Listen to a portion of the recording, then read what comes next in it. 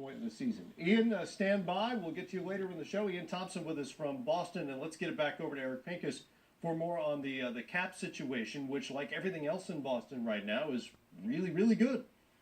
Yeah, the Celtics are in a great position. And look, Danny Ainge, Mike Zarin, their brain trust, these guys know what they're doing. They planned for this time. This is their gold mine time to just cash in, right? So do they cash in now or do they wait? And the key number to think about is $30 million, okay? They have about $30 million, the max that they need to spend to go after a Gordon Hayward this summer, a Blake Griffin. So they can make these moves right now for Paul George. They can go for Jimmy Butler. Maybe this happens, maybe it doesn't.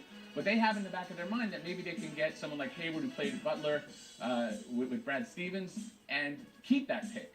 Or maybe trade that pick to someone else. They have some contracts that are expiring. You've got your Tyler Zeller, right? He's someone who's not guaranteed for the next year. They've got Amir Johnson.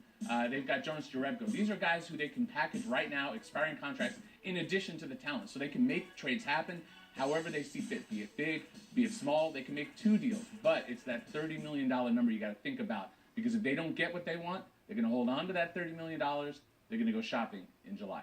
And if they traded for somebody like Paul George, they could still bring in a max-type player this summer. Was that is? Well, it becomes tricky. It depends on the numbers. Because if you're paying Paul George, that $30 million needs to be there. Now, right. You can go for, if you have $25 million, you might be able to get a younger max guy, like Nerlens Noel, who's going to Dallas. He'll be restricted. Right. He's in that 25. But I think the players that the Celtics are thinking about are in that middle range. And obviously everybody would love, Steph Curry and Kevin Durant. But we're kind of talking about at least the ballpark players. And if you get Paul George, they might have some trade assets to make some other deals. But as far as cap room this summer, Paul George is going to eat up, not all of it, but enough that they wouldn't have that max slot. But, like I said, Danny Ainge, Mike Zarin, very creative gentlemen. They know the rules. They know how to work the system. So if they got Paul George now, believe me, they'll be already lining up whatever's next. Right. All right, Eric, thank you very much. And you mentioned Gordon Hayward.